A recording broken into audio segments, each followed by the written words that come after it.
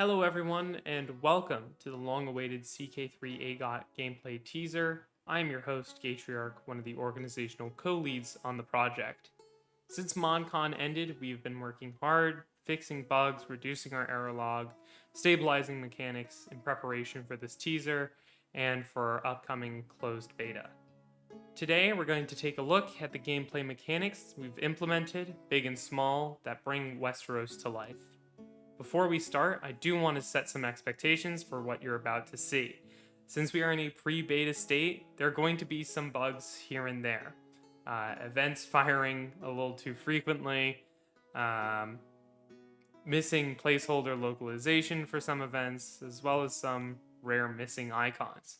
So at the end of the video, we'll talk about where we are and what we have left to do as we work towards our closed beta and the stages within that closed beta that make it more open. Having loaded into our character selection screen here, we are going to take a look at our very first mechanic, which CK2AGOT players will be familiar with, and that is the House Customizer. To play the House Customizer, we can select play as any ruler during any bookmark that we choose. The first bookmark that we choose will be Robert's Rebellion. We then, as normal, go and pick the realm that we want to play as. I'm going to pick the Dreadfort because I am not a huge fan of the Boltons and the world would be better without them. I'm going to pick someone. We're not going to really care about their appearance. We're going to pick a good old Northman name, and then we're going to add the House Customizer trait, which will be at the very top of the trait list, so it's nice and easy to find. Once we're done with that, we're going to finalize it, submit our character, and start our game. This is going to then prompt us with the House Customizer event, which gives us one or two options to play as an extinct or an alive house. The first option we're going to choose is actually the alive house. So I'm going to select this, and nothing is going to happen. Because what needs to happen next is I need to go and find the people who I want to join their house. Now I'm moving south here because I'm looking for House Beesbury, and that is who I am going to go and join. So when I right click on a character, when I have the House Customizer trait, I have the ability to join their house. Joining their house allows us to bring up this little event, which lets us choose our relationship to the person whose house that we are joining. So if I want to be the sibling of Lord Ben, I can do that. I can be their child, or I can be their relative. I'm going to pick sibling. So if I now go back to the Dreadfort, it now rightfully belongs to the Beesburys, and my sigil updates accordingly. Having restarted the games and creating a new character to get the House Customizer trait back, we can now take a look at what it means to play as an extinct house. So, like before, I clicked I want to play as an extinct house, and then I can pick the area that I actually want to play in. This time I'm going to choose the Westerlands, and now I'm going to pick House Rain. I can pick my relationship to the last living Rain, which would be Lord Roger the Red Lion, and I'm going to play as his long-lost son. And here we are, House Rain. Now, the motto is not correct, but you get the point, right? The House Rain is now the Lord of the Iron Islands, and we can get our revenge on the Riverlands. Let's turn our attention now to spy networks. Spy networks allow us to recruit spies into our employ, and they are able to find secrets in neighboring, rival, liege's courts. Any character that's landed, if they've got secrets, we can find them. The way that it works is pretty simple. If we go to our intrigue menu, we will notice a new tab that says spies. From here, we'll notice that we don't actually employ any spies, so let's go ahead and try and fix that. As we make our way south to go to King's Landing, I have an idea that there's probably a few secrets at court that we can dig up. In order to recruit people as spies, we can go to the courtiers of a particular character, and in this case, we're going to sort the courtiers by intrigue. Intrigue skill plays a critical role in the chance that a spy will be able to uncover secrets in a target court. Because Varys, in this case, not only does he have a very luscious head of hair, he has 42 intrigue. That means he will have a 42% chance each year at uncovering secrets in his liege's court. To recruit him as a spy, we can simply right-click and click the Recruit a Spy interaction. If he were not so deceitful and we were not as skilled in intrigue, it would be a lot harder to recruit someone as a spy, which gives us the options to bribe or use a hook. But because we don't need to do that, we can just go ahead and click Recruit as Spy. Once we've done that, we can let the game play for a few days, and then we will hear back from Lord Varys. Varys tells us that, okay, they're joining our ranks, the ranks of our spy network, and now we wait. Varys is now popped up in our spy menu, and this shows us where he's at, and this also allows us to dismiss him from here as well. And once a spy has found a secret, we will get this prompt that tells us, hey, look, we've got this secret, and we have the option to pay or pass on getting that secret. If we're not interested, then Varys will return to spying until he finds the next secret, and this will prompt again. But in this case, we want to actually figure out the secret that he's telling us. A secret will cost us 10 gold to unlock, so when we click this, we'll notice that we have revealed a secret. And in this case, it is the secret that Jaime Lannister is incestuous. We can now interact with Jaime Lannister in the way that we would interact with any character that we have access to their secrets, choosing to expose it or use it as blackmail to get a hook or extract other concessions out of them. The way that the AI will interact with secrets and the spy network mechanic is that AI characters with 12 or more intrigue will try every 3 years to find secrets in the courts of people that they do not like, as well as their liege. Our spy masters as well are capable of using the support and disrupt schemes interactions to recruit spies at their target courts, as well as find spies in our own court. In the instance that we are able to recruit another spy, we will get a prompt, just as we did when we recruited Varys as a spy, and if we discover a spy in our court, we will be able to treat them as any other criminal.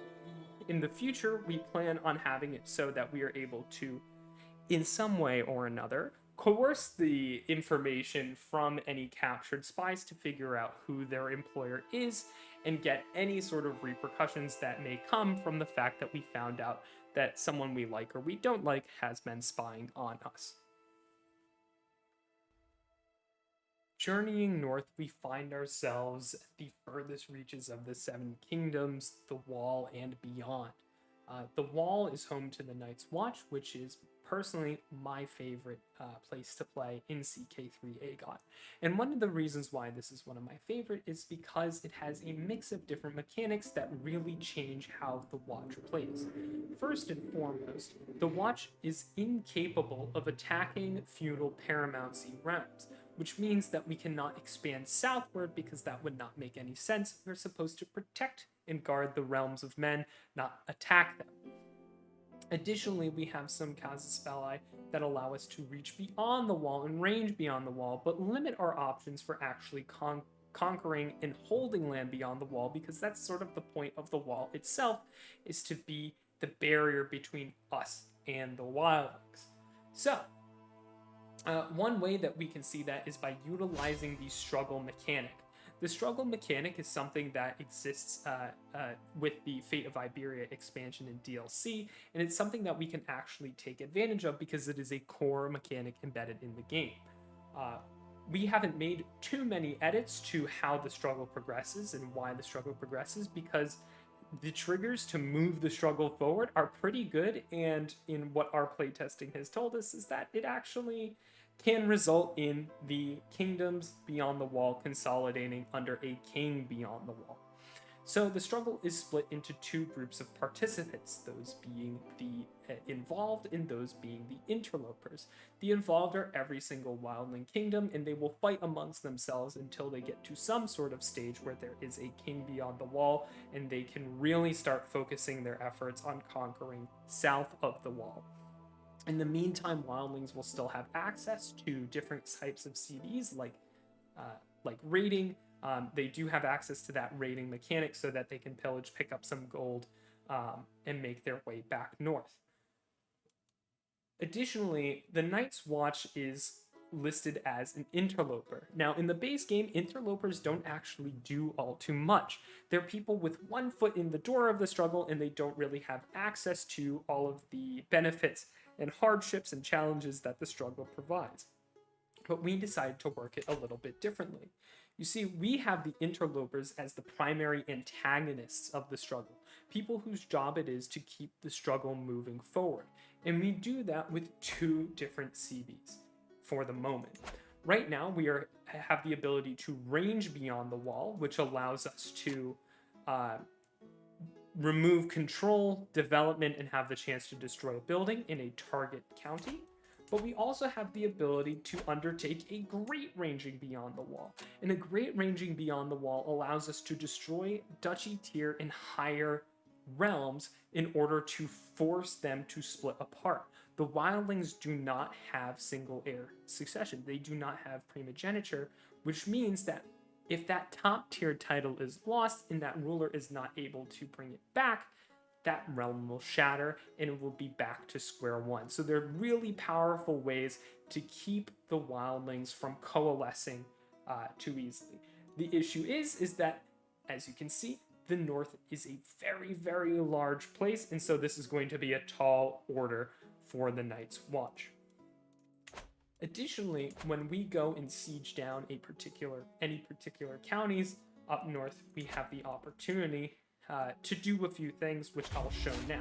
So we'll declare our war, we'll call our armies up, rally them at Castle Black, and what you'll notice is that even though we are close to Castle Black now, if I move over here, there's only a few ways to actually go around. So my army will not move in between Castle Black, in between where we were and through the wall. It has to go through Castle Black, Eastwatch by the Sea, or the Shadow Tower.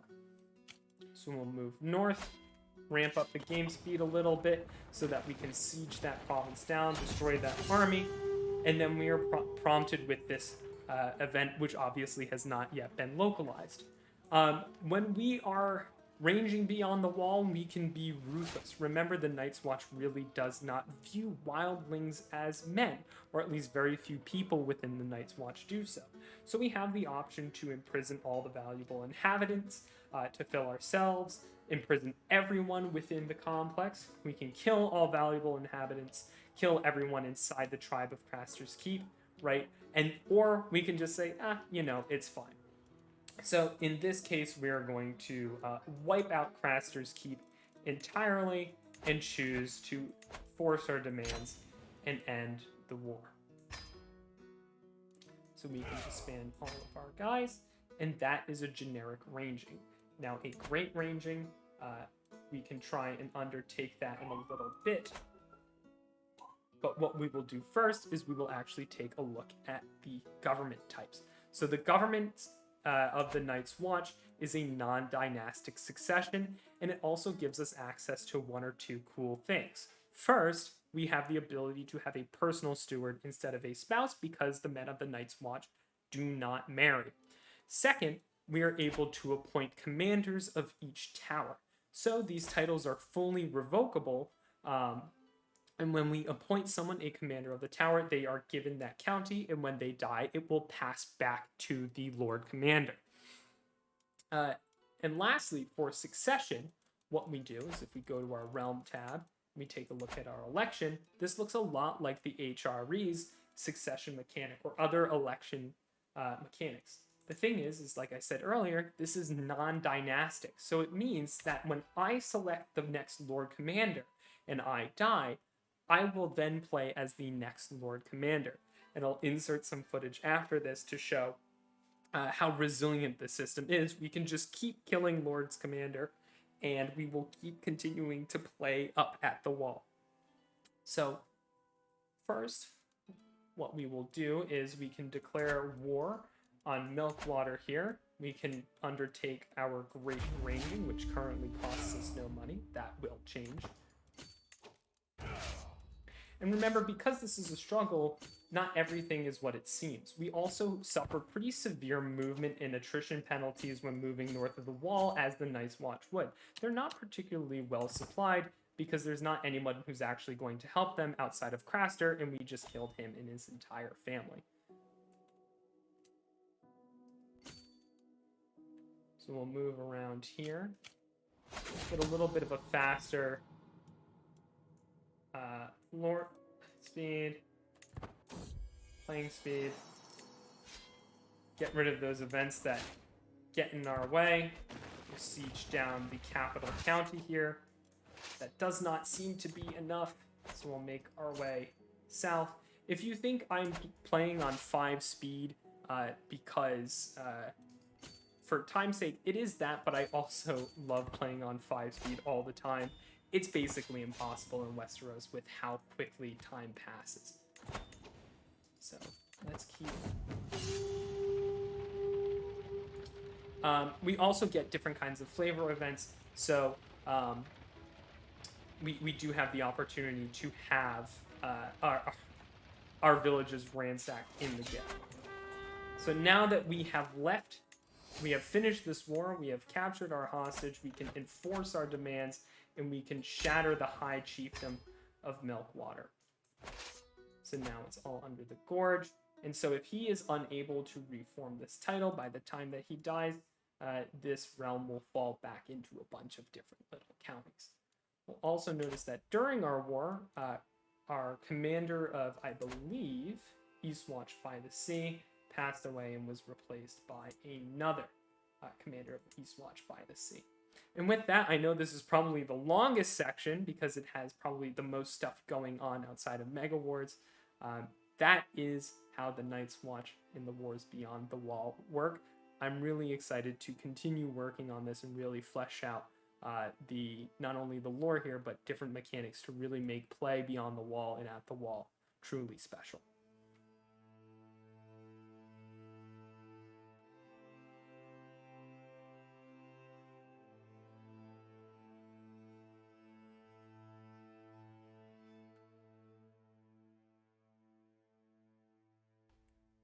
We have made our way south back into the Seven Kingdoms, but safety is not necessarily secured. That's because we're sitting at the doorstep of the Neck, a massive and treacherous bog that separates the north from the rest of the Seven Kingdoms. To convey the sort of danger that comes with being in this area, we have 2 principal mechanics.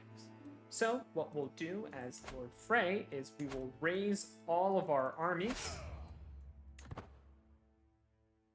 and from here we will attempt to make our way up to Moat Cailin. So pretty simple. Our armies follow the causeway, which is this elevated structure that runs through the length of the Neck, offering us safe passage without any effects to our supply. But if you notice, as I hover over these other provinces, I have no chance of supplying my armies.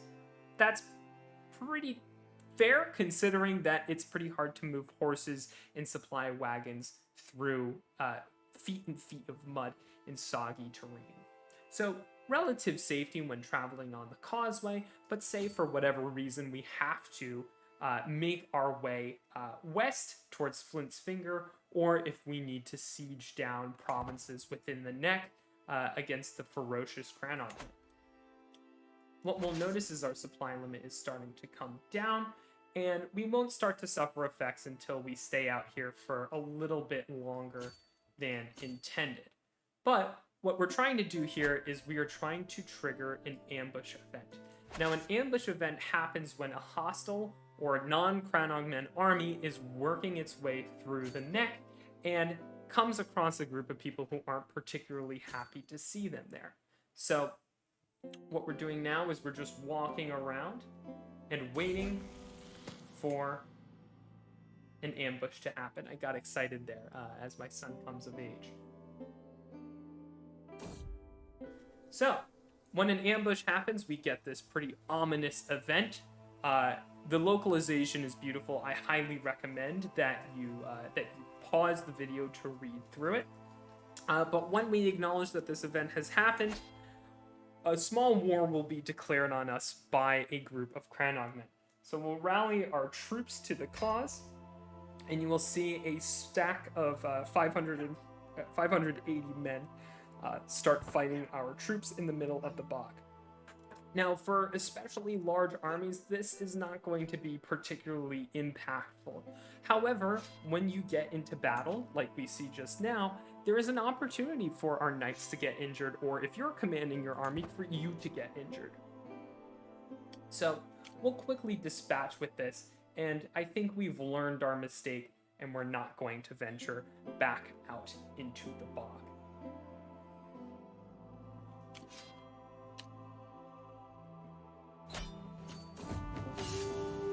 Now you'll see sometimes just because it's happened does not mean it's over, and we have to fight all over again, pairing these back-to-back ambushes. Not to lull ourselves into a false sense of security. Once we're done with the ambush, we can just enforce our demands, get a little bit of gold, and execute the people who so rudely attacked us as we were stomping through the marsh. Adding on this, the causeway is a great example of a feature that we have brought over from CK2AGOT, which are roads.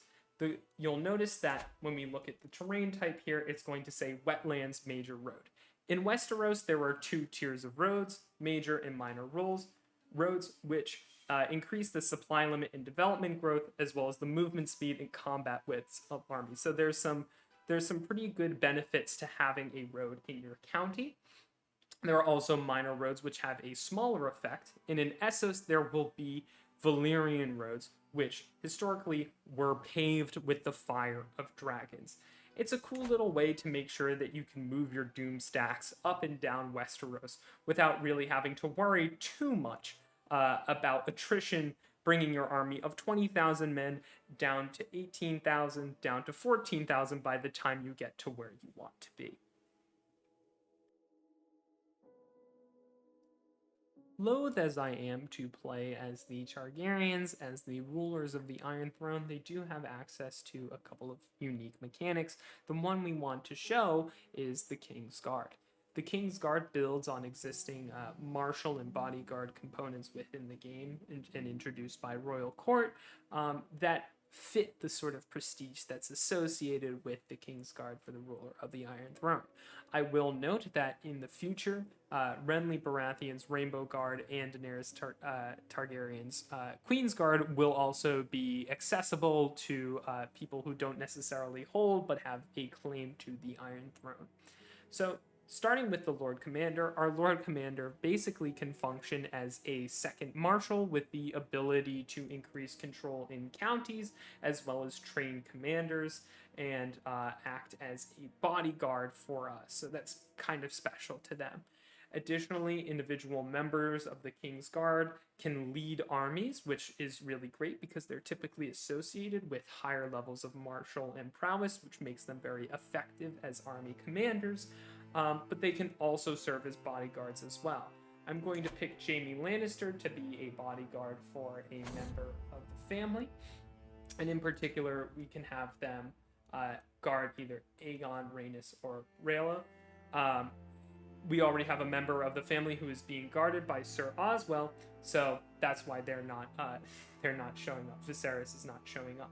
So on the screen, we can have them protect the designated target, which gives them certain buffs, protecting them from schemes, or we can say, oh, actually, I want them to protect me instead. So in this instance, I'm going to have Jaime Lannister start protecting me, King Aerys, because nothing has ever gone wrong from that.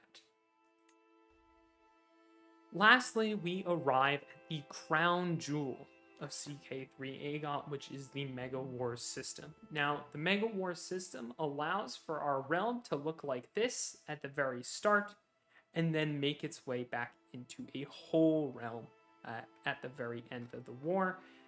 we have considerations for independent rulers, neutral rulers, as well as rebellious rulers within a single de jure realm.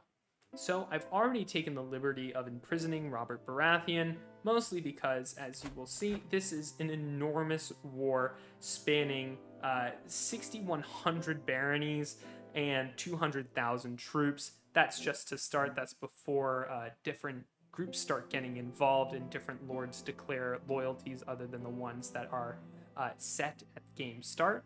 So we're going to go ahead and end this war in a victory for the Targaryens. One great thing about Megawars is that it is a dynamic system. So the realm will split apart and then come back together again, not just for the War of the Usurper, but for entire realms that can be the size of the Iron Throne. So this is not the only example of a mega war. A mega war may kick off naturally within your game. So we let a day or two pass, and we'll see the realm slowly starting to come together. The Westerlands lags behind by a day, and we get a prompt to bring us to our royal court. Obviously, the Iron Throne Room is not in this trailer because we want to tease that as its own thing, perhaps when we announce our release date. So when we are in the throne room as the victors of this particular war, we have the opportunity to pass judgment on the 4 lords paramount who have defied the Targaryen rule. Now, mind you, this UI up here is here to demonstrate your options. It will likely not be the final version of the UI. This will be integrated a little bit better into the court seat. So we have a few options here. Our options are to take titles, whether it is a specific title, lordships.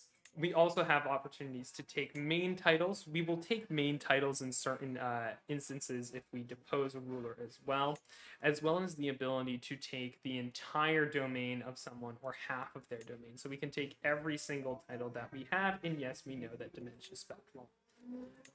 Banishment, we can send traitors to the wall, so I can send Jon Arryn to go live out his days at the Night's Watch, or we can choose to execute Jon Arryn,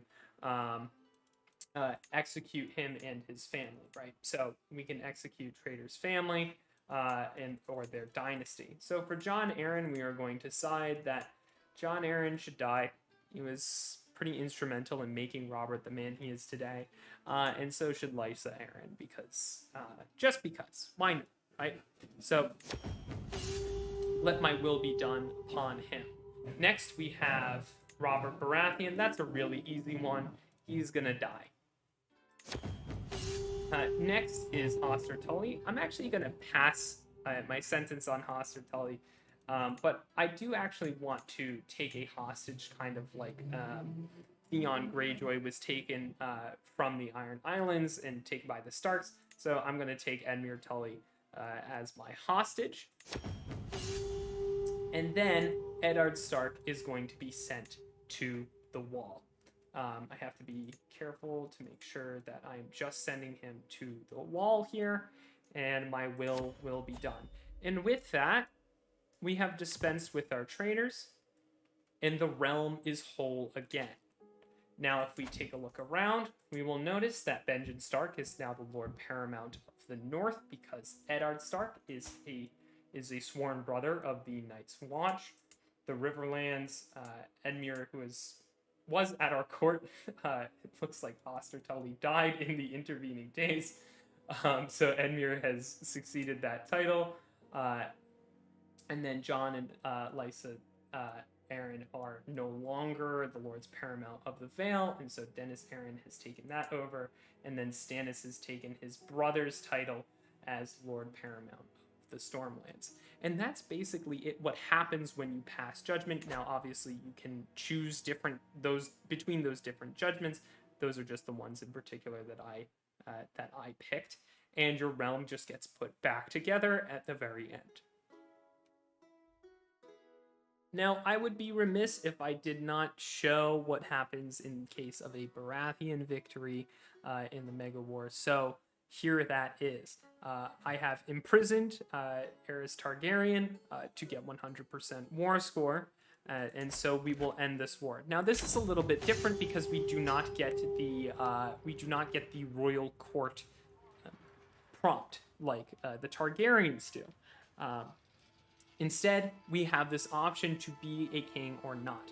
We could say, oh, deposing Aerys is good enough. We can say that we want to rule, or we can choose someone else. Now, I'm going to choose that Robert Baratheon becomes Lord of the Seven Kingdoms. So I will get the Seven Kingdoms, and now I get the option to make a relative the Lord Paramount of the Stormlands. And I have a few options. I have someone from my dynasty, someone from my vassals, or a family member of mine, and I'm going to right a historic wrong of epic proportions. Stannis Baratheon, the rightful heir to the Stormlands, is the natural choice in this case. So Stannis will be made Lord Paramount of the Stormlands. We let it play, and the realm once again repairs itself. Long live the king. And with that concludes our gameplay, trailer, teaser, whatever you want to call it, for CK3AGOT. I hope that has excited you, that's what you were expecting, or exceeded your expectations. We have some other mechanics and things that we're still working on that aren't as complete, as feature complete as these are. Thank you for being patient with us in this month after ModCon. And I just want to say, what comes next? What we can expect soon is a dev diary on cultures. There are 40 playable cultures in Westeros. There are multiple religions as well that we will include in that dev diary. So talking about the values that belong to each culture, the men-at-arms that are unlocked by each culture, and the different tenets that we are adding to the game for religions. There is a whole lot of stuff on the culture front that we will be able to dive into, so keep an eye out for that on our Reddit. As far as release, we are moving fast towards our closed beta. Working on this gameplay teaser has given me a lot more ideas for things that we absolutely need to tie up and things that may not be as important. The start of our closed beta will include our Kingsguard and our small council on our Discord server, which if you have not joined, there should be a link in the description to join that. And then we will slowly open it up more and more and more until we go to a full open beta. So the closed beta will likely come in the next few weeks, and hopefully we will keep people up to date as to what our timeline is moving forward for the open beta, which we will consider our official release date. Once again, I'm Gatriarch. Thank you so much for tuning in, and we will see you in the next Dev Diary.